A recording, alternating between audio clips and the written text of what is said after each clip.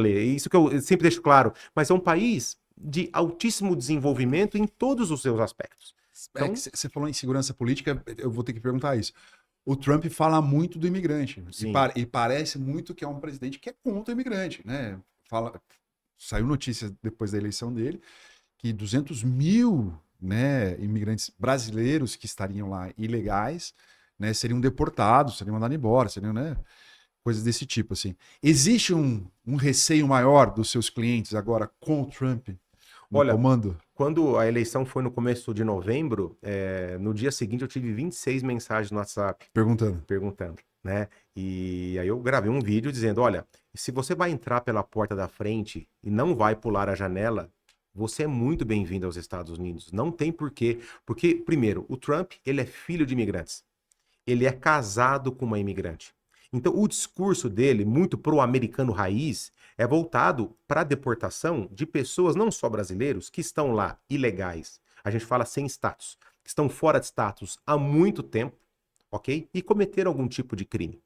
Então, obviamente, que o brasileiro que está lá sem status e ele está numa condição, ele não vai para a corte, ele não se envolve em briga, ele não dirige certinho, ele tem a empresa dele, ele paga imposto. Então, essa é muita realidade do imigrante que não tem status, mas ele é um cara correto. Então, a primeira medida, ao meu olhar, não é esses caras que eles querem procurar, porque esses caras ajudam a economia de alguma forma, você percebe? Agora, o cara que tá lá, comete crime, faz intriga com a mulher, com filhos, tem muita coisa dessa. Então, nossos advogados vão muito em corte para defender mulher, para defender crianças, porque o pai vem alcoolizado, e isso é o imigrante. Né? Então não é só o brasileiro. Então tem outros países que realmente compõem todo esse cenário, né? Mas realmente o país é feito de imigrantes. Sem imigrantes, os Estados Unidos não sobrevivem. Isso é fato.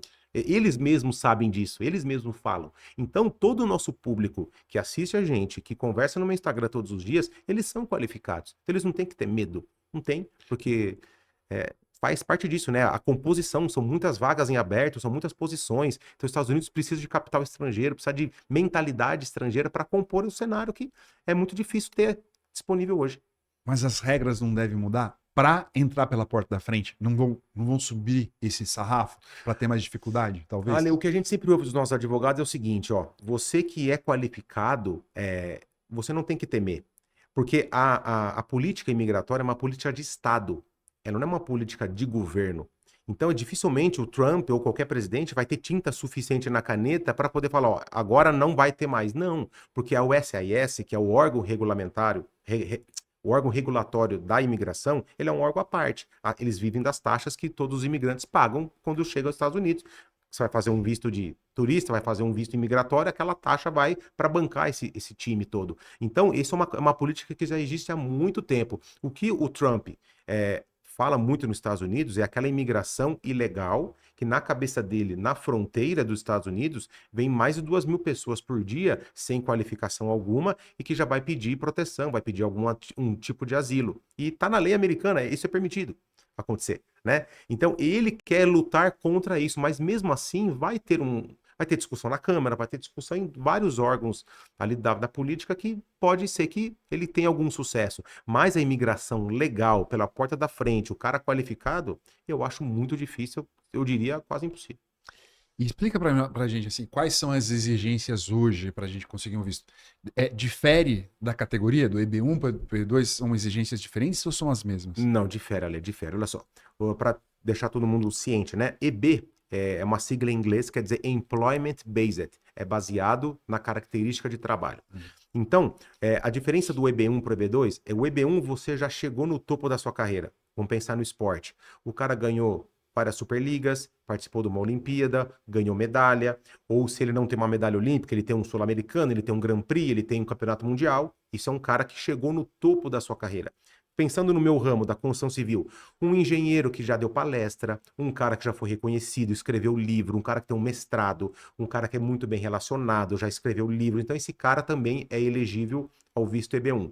O EB2, ele cai no qual eu fiz parte, ele cai numa subjetividade do officer de imigração. O que é isso? Eu tive que provar que eu sou um cara qualificado, que eu cresci na minha carreira ao longo do tempo, eu tive que mostrar uma proposta de crescimento da minha profissão nos Estados Unidos. Então, o que o Lucas quer fazer nos Estados Unidos mediante a profissão dele anterior no país de origem? Você percebe? Quando você pega um campeão olímpico, os itens não são tão discricionários. Então, assim, é check. Ah, tem medalha olímpica? Tenho. Ah, tem título? Tenho. Tem artigo? Tenho. Então, ele não cabe muito julgamento do officer. Isso é todas as orientações que a gente recebe, né? Agora, quando é um EB2, você, além de ter que comprovar a sua experiência prévia, ou um bacharelado, se você não tem um bacharelado e 5 anos de experiência, você pode pegar as suas habilidades extraordinárias na parte que, se você tem um tecnólogo e 10 anos de experiência.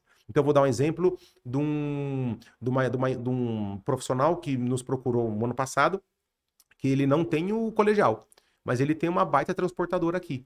Então, no ramo de logística, que é um ramo de interesse dos Estados Unidos, mobilidade, ele tem muita experiência. Então, ele tem mais de 20 anos de experiência. Então, esse cara pode pleitear o green card pelas habilidades especiais que ele tem. Então, ele não usa o bacharelado, ele usa a experiência profissional como bagagem disso. Então, cabe muito mais uma descrição do officer quando ele vai analisar um visto EB2, por exemplo, do que um EB1. Não é que um seja mais fácil, são características e o jeito de você apresentar isso à imigração.